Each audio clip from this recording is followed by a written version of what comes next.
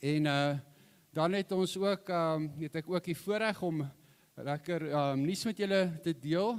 Arlene wat ook nou ons diens gaan lei, trou hierdie week. En so Jaco se daar langs sy. Julle weet, Arlene is so geheimsinnig gewees, so ek net toestemming gevra, so ek het nou sê, so ek het daarom maar toestemming en Jaco se toestemming gekry om te vra, maar ons wens julle regtig net vreugde toe ook op die pad vorentoe saam. En as ek het hardop sê, is Karel die blyste dat Jaco kan dromme speel. So nou het ons 'n nuwe drummer ook. So hy het al baie keer gespeel, die van julle wat hom al gesien het, dromme speel, so, maar Karel is so ekstra bly dat Jaco ook sommer saam in die orkes ook kan speel. So ons is saam met julle baie bly en die Here se seën ook vir julle twee ook. Ek wil graag vir ons lees uit Johannes 14, waar daar staan: As julle my liefhet, sal julle my opdragte uitvoer. Ek sal die Vader vra en hy sal vir julle 'n ander voorspraak stuur om vir ewig by julle te wees, naamlik die Gees van die waarheid. Die wêreld kan hom nie ontvang nie, omdat hulle hom nie sien en hom nie ken nie, maar julle ken hom, omdat hy by julle bly en in julle sal wees. En juis met hierdie belofte wat Jesus ook gegee het oor die Heilige Gees, groet ek jou vanoggend in die naam van ons Vader en sy Seun Jesus, deur die kragtige werking van sy Heilige Gees, wat ook vanoggend hier saam met ons teenwoordig is, en wees gegroet ook in die naam van God ons Vader en sy Seun Jesus en die Heilige Gees. Amen. Kom ons staan en dan bid ons die Here saam.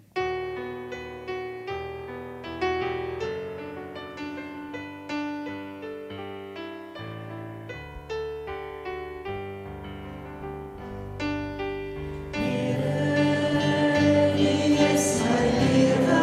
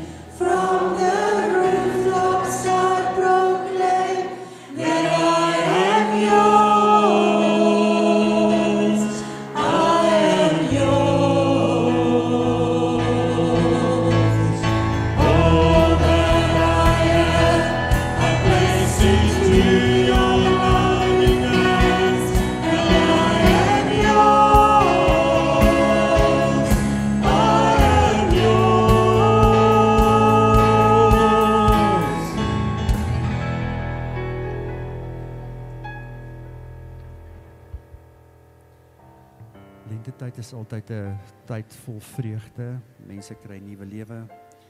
Uit die koue van die winter uit sien weer kans vir 'n klomp goeders.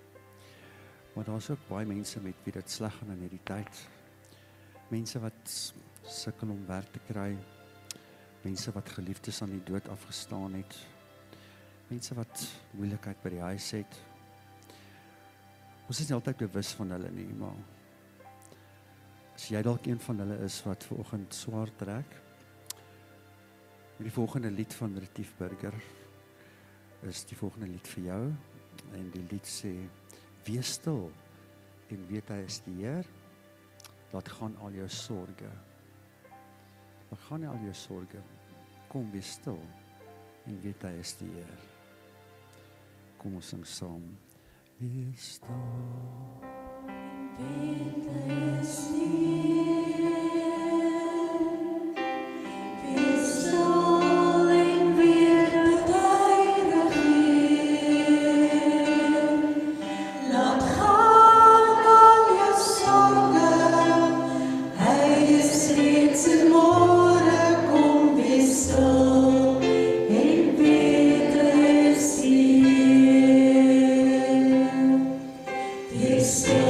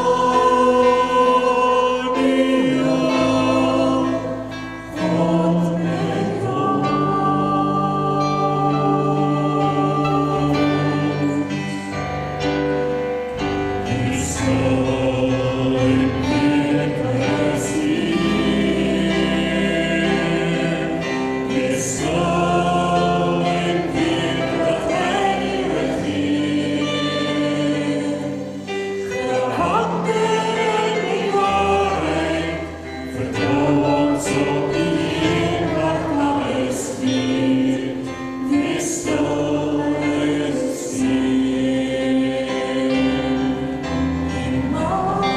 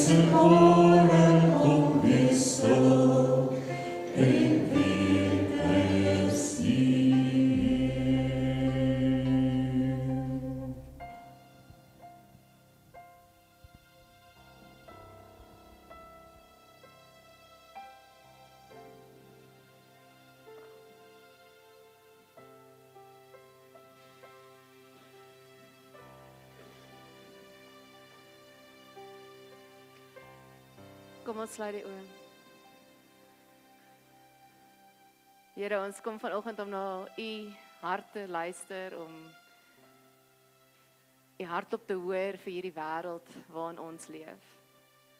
Ons kom vanoggend om meer as dit ook u te ontmoet. Om meer van u te ontdek sodat ons meer van u kan leef. Here, ons wil u ontdek as 'n God wat van die begin van die wêreld af 'n plan gehad het, geskep het met 'n doel. Ons wil u ontmoet as 'n God wat geweet het dat ons as mense tekort skiet en nie daartoe in staat is om self in verhouding met u te kan herstel nie. Ons wil u ontmoet as 'n God wat gekom het en mens geword het op aarde. Wat vir elkeen van ons kom sterf het, sodat ons in verhouding met u kan wees, vrygespreek, herstel. En ons kom om u te ontmoet as God wat Gees is. Nie ver verwyder in die geskiedenis nie. Nie ver verwyder in geografie nie. Nie ver verwyder van ons nie. Dat hy in ons woon. En dat hy juis op hierdie manier vanoggend ook met ons praat. Here, mag ons ore gespits wees op u, mag ons sensitief wees vir hoe u deur die Gees ons lei, wat u op ons harte plaas om te verander, nuut te maak, heroorweeg, weer opneem, oorbegin, gehoorsaam wees. Here, praat met ons wanneer ons nou in die woord wandel, want ons wil so graag na u luister en reageer daarop. Amen. Geliefdes, ons is nou al die laaste klompie weke besig met 'n hele reeks oor wat glo ons. En dit is gebaseer op die apostoliese geloofsbelijdenis. 12 artikels wat vir ons saamvat dit wat die essensie is van die Christelike geloof. En die idee agter 'n geloofsbelijdenis was nog altyd wanneer iemand met die vraag kom, wat glo jy? Dat jy kan weet. Wag, ek weet. Ek kan begin. Ek glo in God die Vader. En dan so stelselmatig deur al die belangrike punte kan werk. Dis meer as net 'n tradisie wat ons in kerke doen nou al deur die eeue. Dit moet ons lewenskrag wees, die bloed wat deur ons are vloei as gelowiges. Ons moet reg wees met 'n antwoord wanneer enige iemand van ons enige oomblik vra, wat glo jy? Tog is dit een van die goed wat regtig vir ons baie keer moeilik is. En dis waarom ons hierdie reeks doen, is saam met jou te stap deel vir tree vir tree. So wanneer iemand vir jou sê, maar ek hoor jy sê dit, maar wat van dit? Wat beteken dit? Hoe werk hierdie? Dat jy ook gereed kan wees met die antwoord. Dit is nie net vir dominees in kerke wat voorlei nie, maar dit is vir elkeen van ons as disippels van Christus bedoel. Ons staan vandag stil by, ek glo in die Heilige Gees. Nou ek sê hier agter, ek is vanoggend verskriklik op my senuwees, want as ek regtig hier moet staan en alles deel van wat die Heilige Gees is, wat hy doen, hoe hy werk, gaan ek ons besig hou vir weke. En aan die een kant is dit my hartseer dat ons geloofsbelijdenis so verarm is of so kort opgesom is in ek glo in die Heilige Gees. Want dit beteken in vanoggend se preek moet ek soveel as moontlik met julle kan deel. Ek wil begin deur eens vir julle te sê, wat ook al ek vanoggend sê is nie naaste by die einde oor die Heilige Gees nie. Daar's nog. En ek beloof vir jou, daar gaan nog wees vir duisende jare in die toekoms in. Net soos wat God in die woord werk en dat God deur die woord nog steeds nuwe boodskappe vir elkeen van ons kan bring, werk die Heilige Gees steeds. En gaan hy ons elke keer verras met dit wat ons nie ontdek van hom. Ek wil ook aan die tweede kant ook sê julle sê dat wat ook al ek vanoggend oor die Heilige Gees sê in metafore is heeltemal te min. Elke menslike metafoor of voorbeeld wat ek kan gebruik, gaan nooit die totale omvang van God kan vasvat nie. So wanneer ek iets op die tafel neersit vir julle, wil ek julle graag vra om dit sagkens vas te hou en dit nie te vat tot op die uiterstes, want daar is flaws in elkeen van hierdie metafore. Ek probeer net iets bybring of 'n gedagte deel wat dit dalk bietjie makliker maak om vanoggend 'n greep te kry op dit wat ons praat oor die Heilige Gees. Ons gaan vanoggend uit Johannes 16 uitlees en hierdie jaar het ons nou al uit hierdie teks uitgedeel. Maar dit is belangrik dat ons tog weer 'n keer hierso vas staan. Johannes 16 vers 1 tot 15. Jesus is hierso besig om afskeid te neem van sy disippels. En hy deel met hulle dit wat die belangrikste is vir hom om te deel met die mense wat die naaste is aan hom.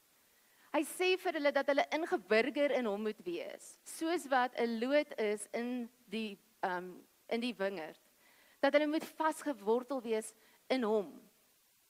Hy verduidelik dan ook dat die manier hoe dit plaasvind is deur die Heilige Gees, wat mense in hom inplant. Hy deel hierso wat hy gebede deel vir sy disippels en vir hulle toebid, want hy weet wat kom.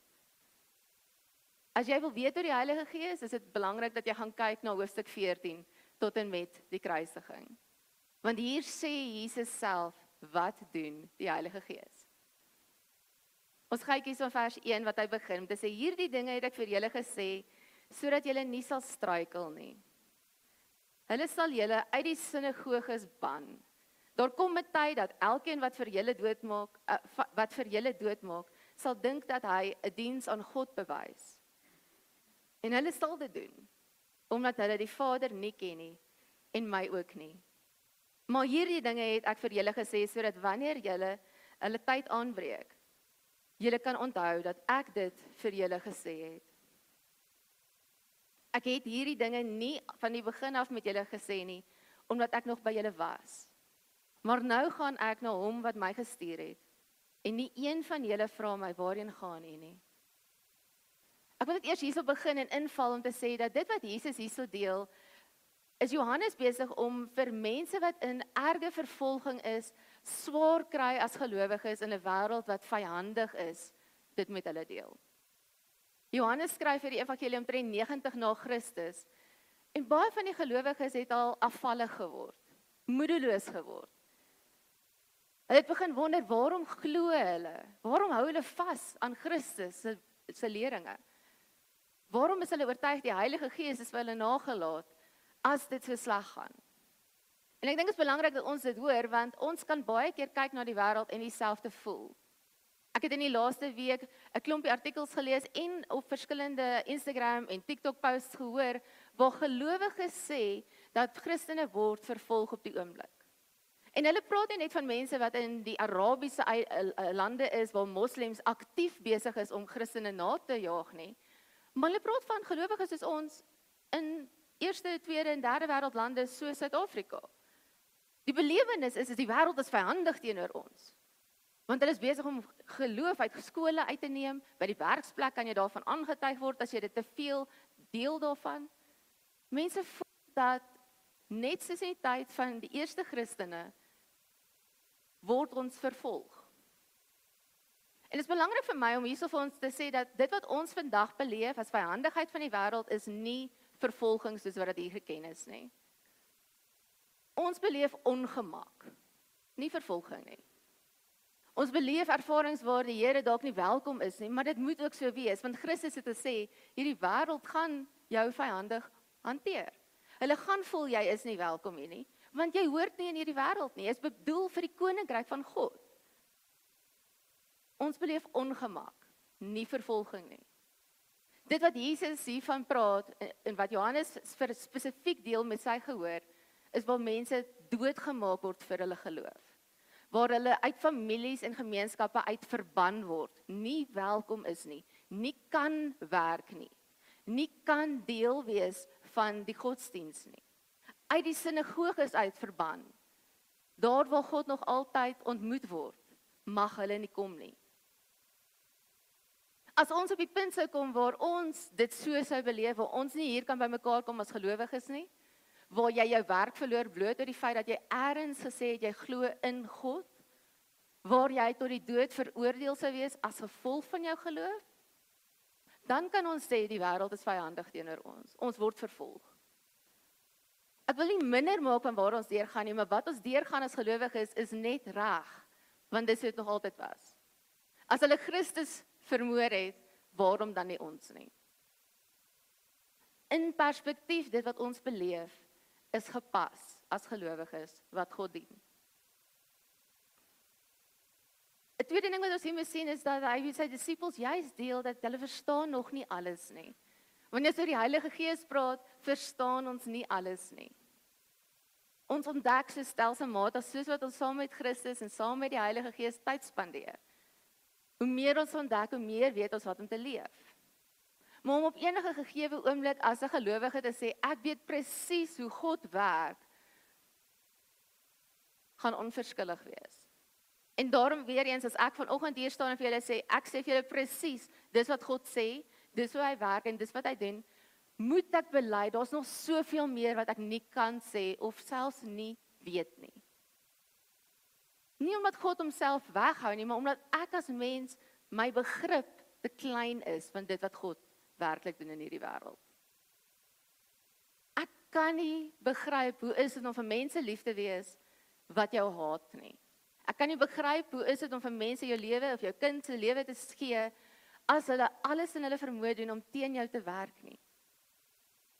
Ek kan nie begryp, hoe is dit om steeds genade, versoening te bied vir mense, wat alles wat jy geskep het, afbreek nie.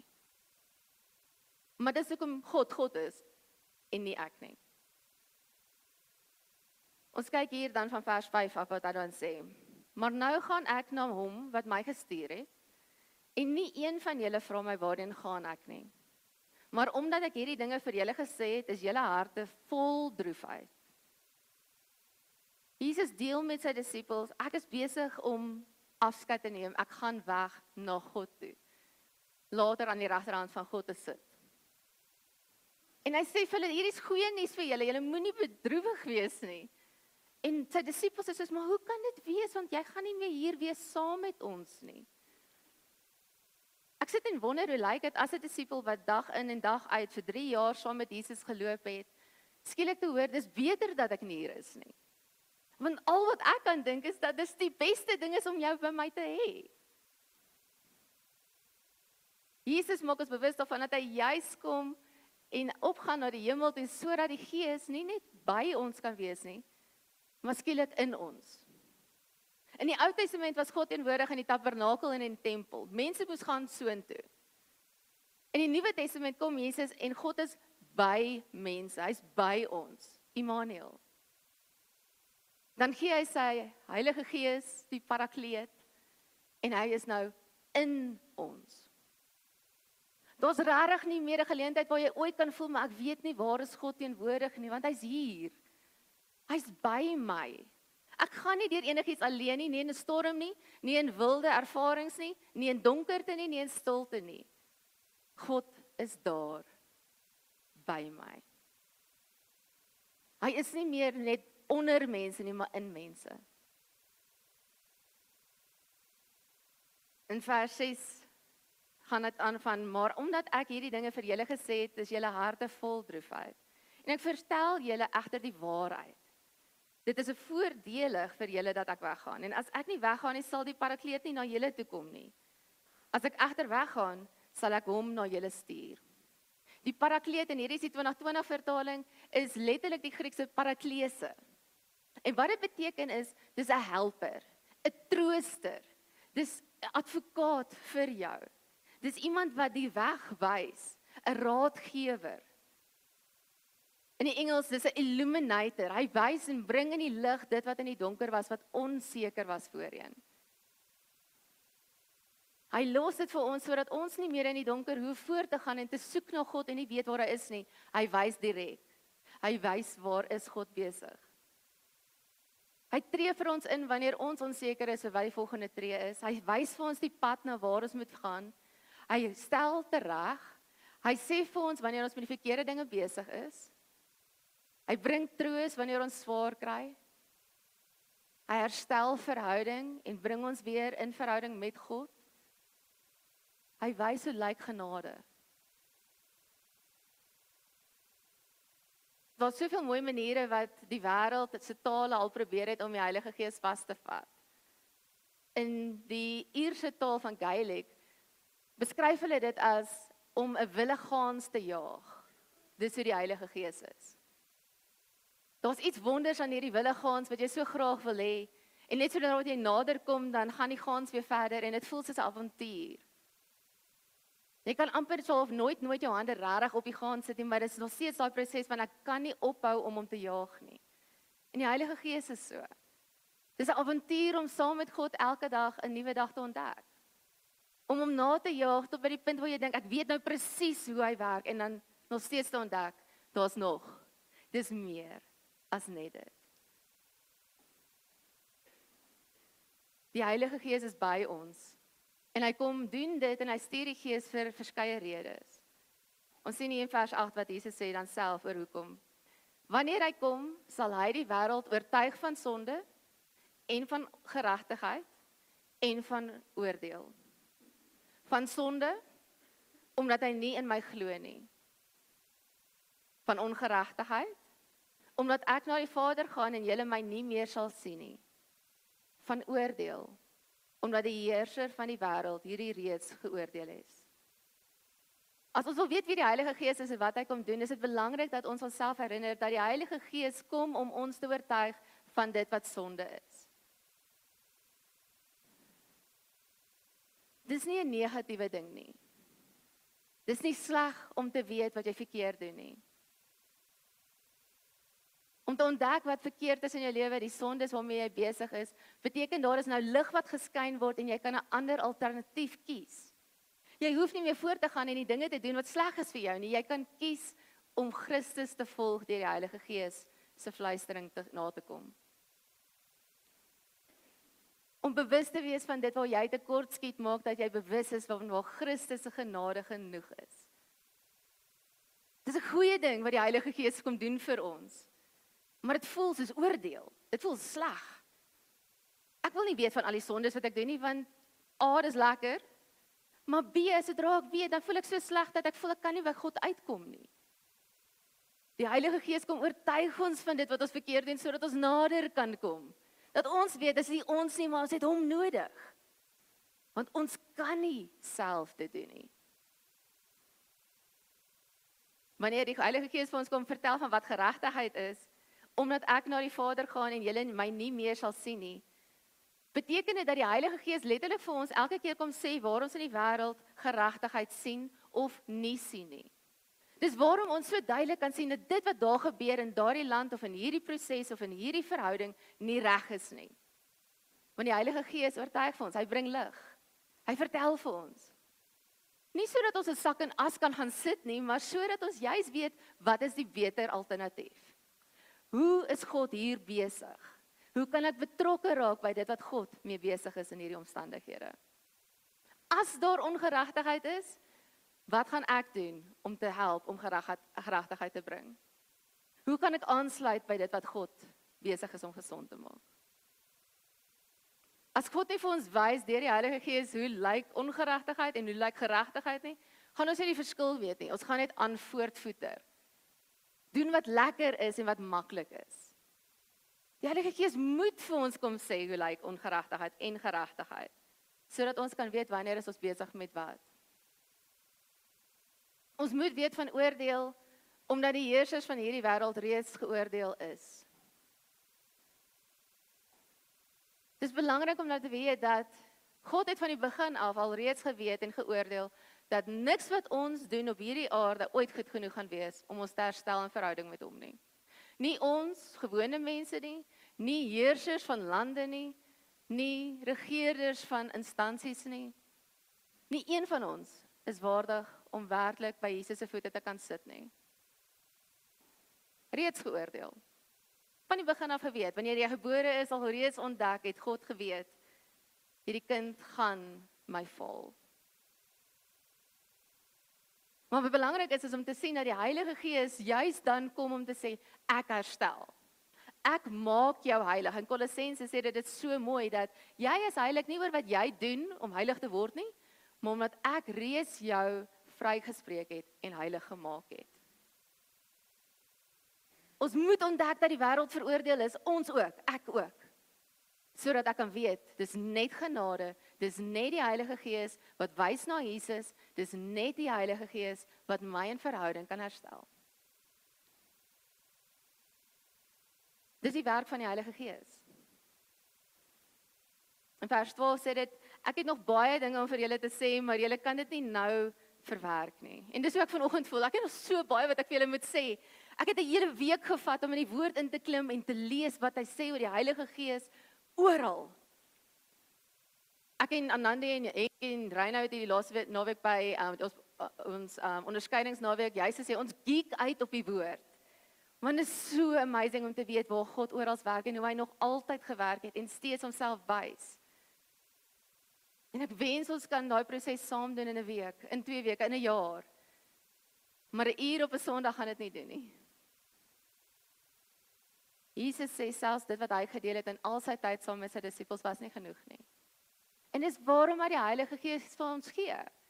Dat dit kan voortgaan. Dat dit nie stop nadat jy genoeg tyd spandeer het nie, want ons nooit genoeg nie.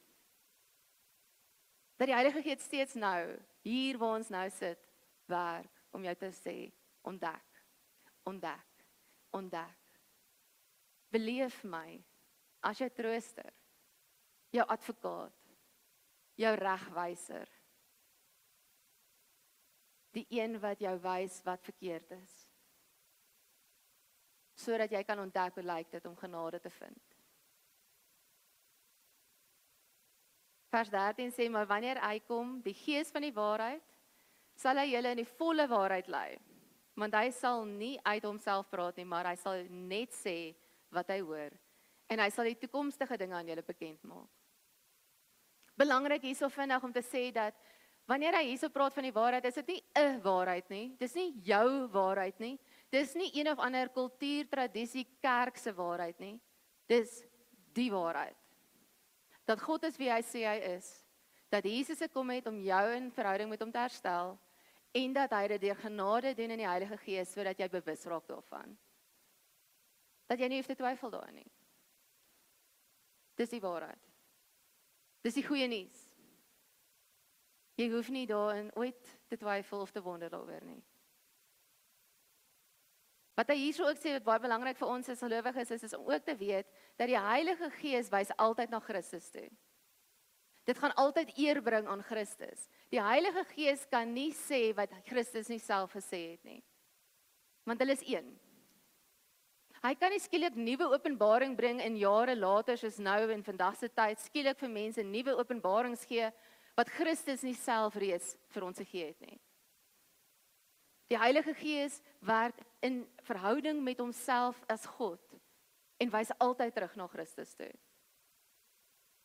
Ek weet nie van julle nie, maar baie mense het die laaste tyd gesê van die Joshua wat in Suid-Afrika is, wat gesê het, hy het openbaring ontvang van die Here en dit is die wegraping die 24ste, tussen die 23ste en die 24ste September. Hierdie week wat kom. As ons onseker is van hierdie dinge, van gaan die Gees dalk vir iemand iets sê wat ons nog nie gehoor het in die woord nie? Ons hoef nie.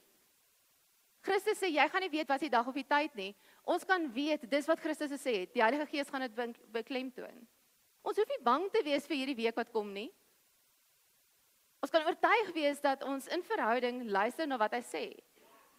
Wanneer hy hierso sê dat hy gaan die toekomstige dinge aan julle bekend maak, praat hy nie oor profeseë in die sin van dit is presies hoe dinge in die geskiedenis gaan afloop nie. Hy praat van die feit dat sy koninkryk gaan kom en dat hy elke een na hom toe roep en sê jy's vry. Kies my. Hy wys die heeltyd terug na die waarheid, die God wat jou gemaak het, jou vrygespreek het en in genade jou heilig maak. Al wat jy moet doen, glo dit. Die ander dinge wat ons doen, om kerk toe te kom, om tiendes te gee, om gebedslewens te hê wat floreer, om vir die Here lief te wees, ons offergawes te gee, al daai dinge is 'n lewe van dankbaarheid. Niks van dit moet gedoen word sodat ons iets ontvang nie. Ons kan nie meer genade kry nie, ons kan nie minder kry nie. Al wat ons hoef te doen is glo. Leef dan uit dankbaarheid, omdat jy sensitief is vir dit wat die Heilige Gees vir jou sê. Hy eindig by vers 15 en sê, alles wat die Vader het is ook myne. En daarom het ek gesê, wat hy van my ontvang, sal hy ook aan julle bekend maak. Die Heilige Gees kom om bekend te maak, om lig te laat skyn, om onsekerhede weg te vat. As iemand vir jou sê, die Gees het vir my gesê dat jy moet, as daar iets is in jou wat onsekerheid veroorsaak daaromtrent, moet jy weet, dis nie van Christus of van die Gees nie. Hy kom om bekend te maak dit wat Jesus reeds vir jou gesê het in die woord. Hy kom om jou te herinner aan die feit dat daar wel nog steeds plekke in jou lewe is wat nog nie aan hom oorgegee is nie. En daarvoor kan ons luister. Maar hy gaan nie skielik vir jou iets nuuts sê wat die woord nie vir jou gesê het nie. Ek het hierdie week geleer van 'n nuwe sindroom. En hulle noem dit phone phantom syndrome. Ek weet nie of julle al gehoor het daarvan nie, dit was vir my nuwe nuus. En die idee daar agter is dat jy gereeld of jou foon voel vibreer wanneer jy nie doen nie, of jy hoor hom as hy nie gedoen het nie. Dis asof jy die hele tyd so bewus is dat hy ergens naby jou is en dat daar dalk iemand is wat vir jou boodskap stuur, jy moet net gou-gou kyk weer. En toe ek nou dit hoor, besef ek, ja, ek doen dit ook nogal baie keer veral as dit in my handsak is, dan voel dit asof my handsak gebewe het en dan moet ek gou-gou soek en seker maak. En dan, nee, daar was nie 'n boodskap nie. Nou die idee hier agter is om nie te sê dat God weet vir ons boodskappe gee en dan sê, nee, oepsie, dit was nie regtig 'n boodskap nie. Die gedagte daar agter is dat ek so sensitief is vir my foon, dat ek die heeltyd wag vir 'n boodskap. En ek hoop dat ons op daardie manier so sensitief sal wees vir die Gees, dat ons die heeltyd wag vir 'n boodskap. Die heeltyd wag dat hy op 'n manier met ons gaan kommunikeer. Want hy doen. Dit lyk dalk net anders as wat ons dink. Ons verwag dit moet buitengewone magiese geleenthede wees. Dit moet deur spraak en tale wees, profeseë wat ons toe kom, genesings wat buitengewoon is en in ons lewens invloed het. As gereformeerdes leer ons dat die Heilige Gees deur daai ook werk, maar dat hy nogal spesifiek werk deur alledaagse genades. Daar waar jy die Here raak sien wanneer iemand liefde betoon het wanneer jy dit nie nodig gehad het nie. Wanneer jy so bewus word van jou eie tekortkominge en weet hoe afhanklik jy van God is en jy hoor van die Gees af, ek's lief vir jou. Normale, gewone, alledaagse genade. Dis wanneer die Gees werk.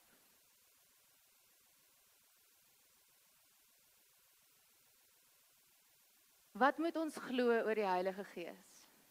Ek wil jou vanoggend sê, jy moet glo dat hy is ten volle God. As jy nie weet oor enigiets anders, jy weet dat hy is God, drie-enig.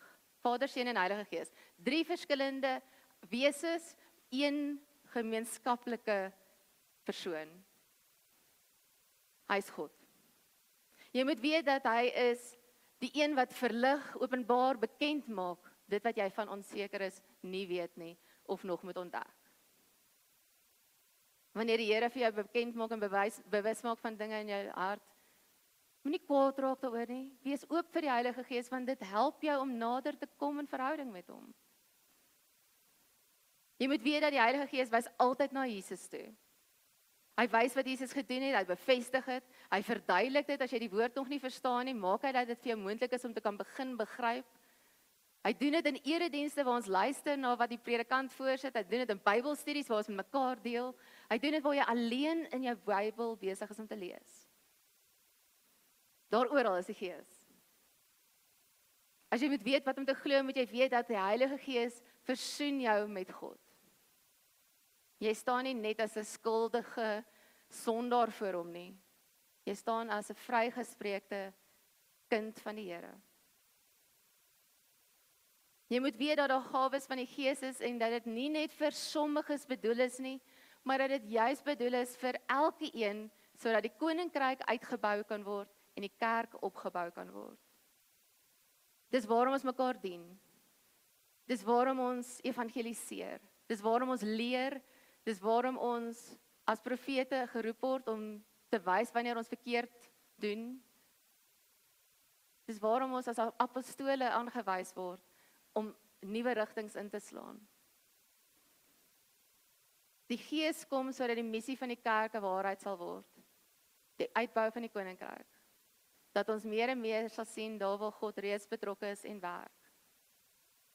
Die Heilige Gees is nie iemand wat net tricks en shows doen wat vreeslik impressive is vir die wêreld nie. Die Heilige Gees is nie besig om jou eie ego te streel sodat ander na jou kan kyk en dink, "Sjoe, dis nou 'n belangrike gelowige." Dit maak my hart seer as ek hoor hoe mense partykeer praat van geestelike leiers. Ek's 'n groot fan van hierdie pastoor. Jy moet 'n fan wees van die Heilige Gees, van die Here, van Jesus. Die res is mense. Moet nie op mense vertrou nie, glo in die Heilige Gees en God, vertrou op hom. Vir elkeen van ons het dieselfde werk as wat ons as predikante het. Elkeen van julle het dieselfde werk om mense te wys na Christus. Om so te dien sodat mense Christus sien. En die Heilige Gees is nie besig om ons egos te streel sodat ons net kan wys hoe oulik ons is nie.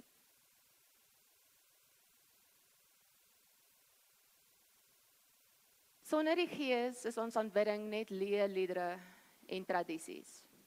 As ons ooit by die punt kom waar ons sê, maar hierdie is net waarna ek gewoond is. Ek is so gewoond aan die tradisie van 'n lekker orgelmusiek, van 'n lekker dit, van 'n lekker dat. Dan is ons besig om sonder die Gees te wees. Die Gees wil juis ons herinner dat ons moet hervorm dit wat ons oortuig is dat ons in die woord ontdek. Daar's altyd 'n uitnodiging na 'n nuwe manier van aanbidding en ontmoeting van die Here. Sonder die Gees is die woord net antieke tekste. Word dit gelees net soos die Koran, ander tekste van apokriewe boeke. Dis net woorde, miskien mooi, maar beteken niks.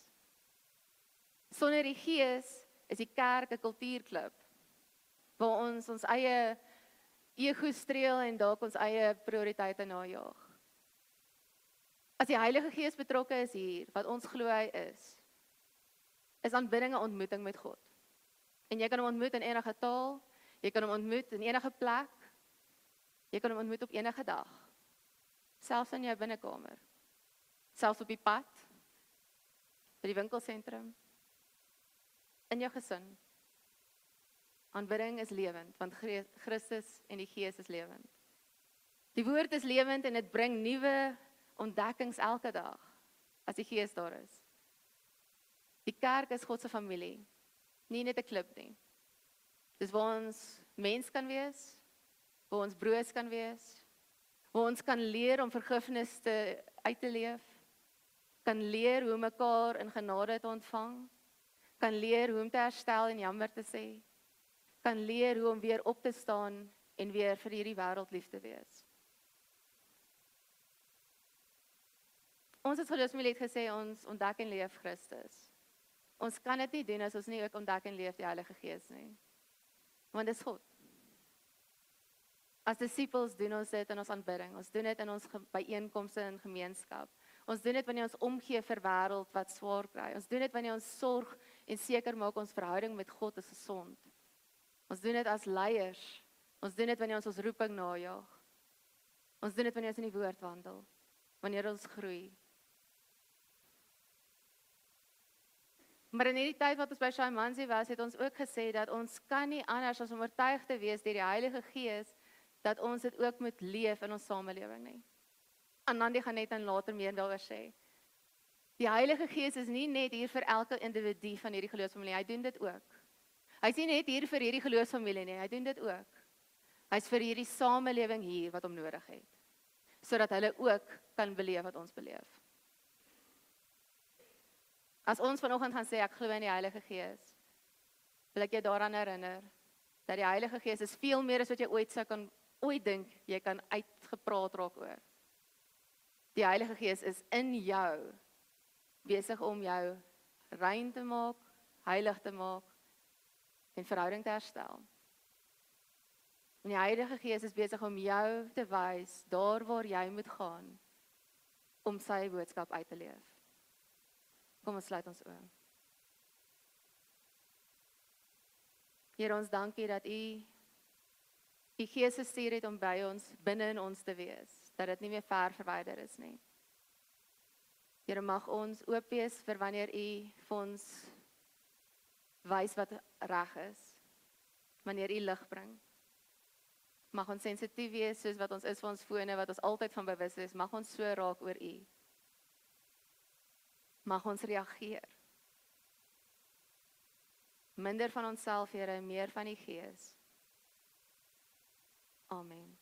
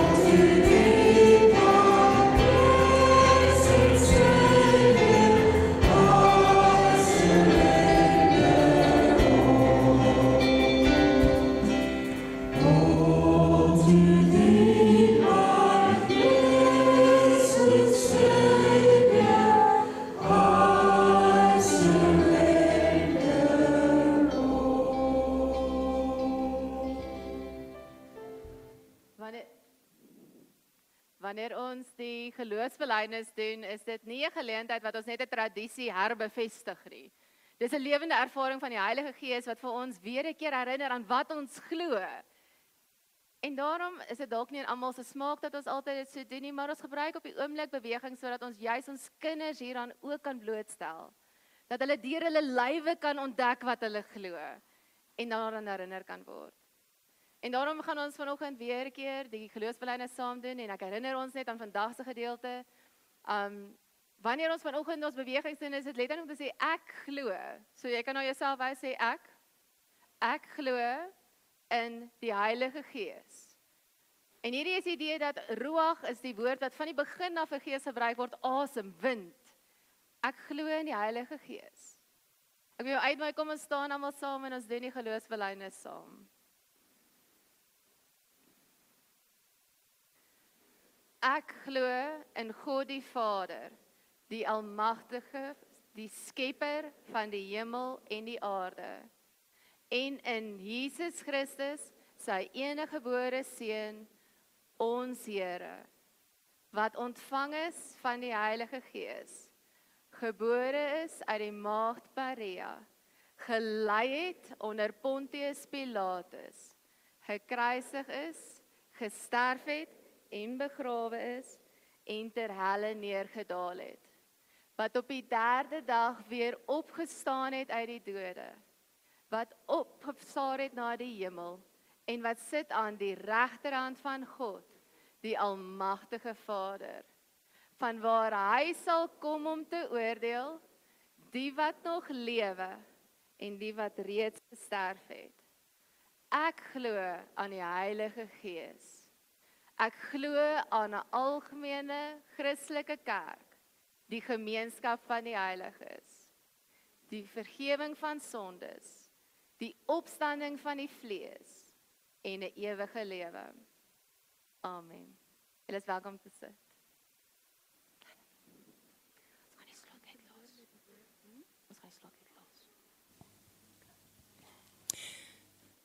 Môre almal.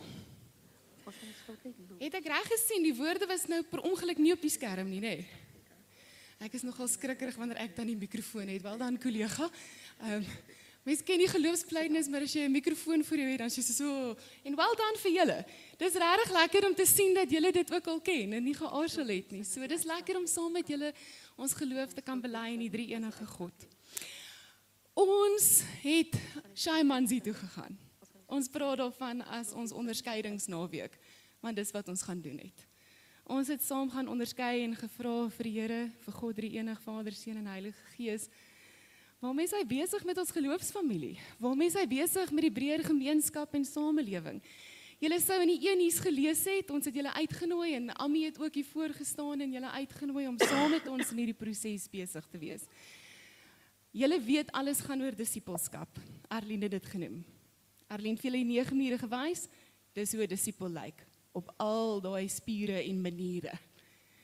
Verlede jaar het ons teruggekom van Shaimanzi af en ons het saam gesê, en onthou gou-gou, ons het baie spesifiek met hierdie woorde teruggekom. Ons is deur die Gees oortuig om bidend en met ons Godstories alle mense met liefde te bedien.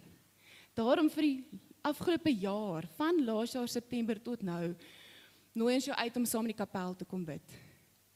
Is ons op 'n baie spesifieke manier besig met gebed wanneer ons by mekaar kom. Gebed is vir ons 'n prioriteit.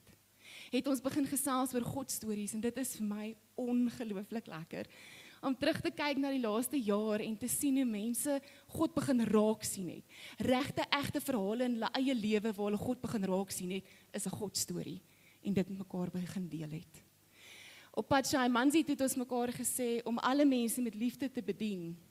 Het ons verlede jaar gesê, daai prioriteit lê by in die gemeenskap, in die breër gemeenskap in die samelewing. En dis die enigste ding wat ons hierdie jaar by Shaimanzi gaan onderskei het. Ons het jou in die enies gevra om saam met ons te probeer kyk en luister, waar sien jy en waar sien ons as geloofsfamilie God besig in die breër gemeenskap en samelewing? Julle het 'n WhatsApp gekry, so ek vat nou sommige my advertensiebreek ook. Almal wat enies gelees het en almal wat hulle WhatsApp gekry het in die week, weet eintlik al klaar waar by ons geland het, by Shaimanzi. Vir die res van julle, kom gee asseblief julle telefoonnommers sodat julle die WhatsApps kan ontvang. Andersins, hoor dit vanoggend by my. Ons het saam onderskei dat God besig is om gebroke verhoudings in huise en families te herstel. Nie net in ons geloofsfamilie nie, maar in ons breër gemeenskap. En die vraag was dan, as ons raak sien dat God hiermee besig is in ons breër gemeenskap, hoe sluit ons as 'n geloofsfamilie hierby aan? Ek gaan 'n oefening vanoggend met julle doen. Moenie nou opspring het kom doen nie. Hou jou kinders terug en jouself ook.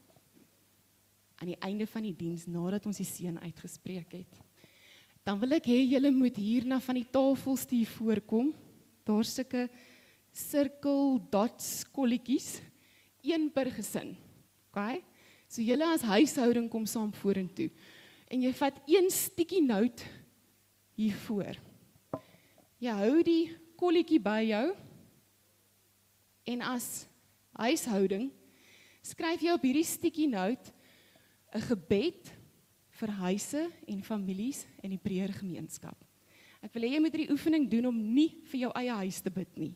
Ek wil hê jy moet saam met ons bid vir die huise in die gemeenskap. Kan jy dit doen? Right? As jy hom klaar hier geskryf het. Hierdie gaan 'n bietjie van 'n geduldoefening wees, but you can do it. Dan kom stap jy hier agter waar ons Peer van Reineveld, as ek 'n kaart reg lees, en so 'n bietjie buite Peer van Reineveld op die kaart gesit het. Nou, ek en Arno bly nie in Peer van Reineveld nie, as julle dit nie geweet het nie. Kom praat nooit uit my onder die afdak. So ek gaan myne hier op die hoek plak in die rigting wat ek dink my huis is. As jy hier bly, kom plak hom in die straat. As jy hier na Hilaris Park se kant toe bly, kom plak hom hier. Jy merk waar julle huis is, of waar julle huise is, as dit nodig is. En dan die gebed wat julle vir die breër gemeenskap geskryf het. Kom plak dit vir my eers hierdie kant. Dat ons hierdie kant en dan later bo oor hierdie ons gebede vir die gemeenskap bid. En dit klink iets soos volg. Here, ons kom bid vir al hierdie huishoudings en familie in ons gemeenskap en in die breër gemeenskap. Ons kom bid vir die verhoudings tussen ouers en kinders, tussen eggenote, tussen almal wat saam in huise bly wat swaar trek. Kom bring genesing en herstel. Amen. Dis 'n vorm van so gebed wat ek jou vra om op die stukkie te skryf. So dis waarmee ons besig is vir die volgende jaar, sodat ons alle mense met liefde kan bedien. Dis hoekom dit doelbewus gaan wees oor nie net vir ons geloofsfamilie nie, maar vir die breër gemeenskap. Want dis wat ons oortuig is die Here ons voorroep. Nie net om vir ons eie geloofsfamilie se verhoudings en huise te bid en te werk nie, maar vir jou vriende en vir jou bure en vir mense wat ook nie hier is nie. So wanneer ons hierdie jaar sê net maar jou nooi, nudge nudge wink wink, vir die verlief en verloof en getroud kursus, dan kom jy self, want dis 'n manier om besig te wees met gesonde verhoudings. En jy nooi iemand wat nie hier is nie, dan is ons besig om te doen wat ons deur die Gees oortuig is. Wanneer ons volgende jaar 'n ouerskap kursus aanbied, of jy nog 'n ma of 'n pa of 'n ouma of 'n oupa het of nog jou eie kinders het, maak nie saak watter ouderdom nie, bring hulle saam. En kom ons werk saam om gesonde verhoudings te hê. Weereens, ons gaan nie kyk wie opdaag en sê, hier is die gebedslysie nie. Dis Here, U is besig met ons sodat ons nog beter verhoudings in ons huise kan hê. En dan nooi jy weer iemand saam wat nie hier is nie, sodat ons deur die Gees gebruik kan word vir herstel in verhoudings van huise en families. Julle verstaan wat julle moet doen? Kom plak 'n plakker waar jy bly. Kom plak 'n stukkie waar jou huis saam bid vir die huise in die breër gemeenskap. Julle reg met dit?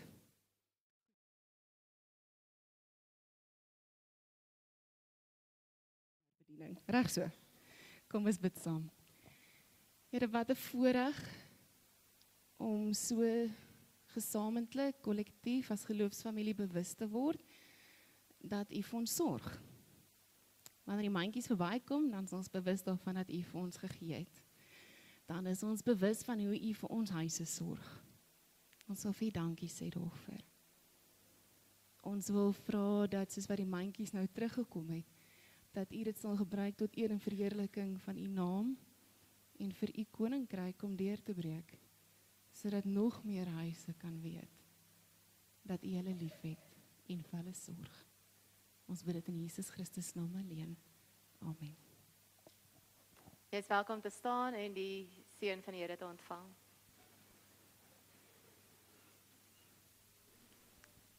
Die Here is voor jou om die paaie vir jou gelyk te maak. Die Here is agter jou om die aanslag van die bose af te weer en die Here is langs jou om saam met jou hierdie pad te stap.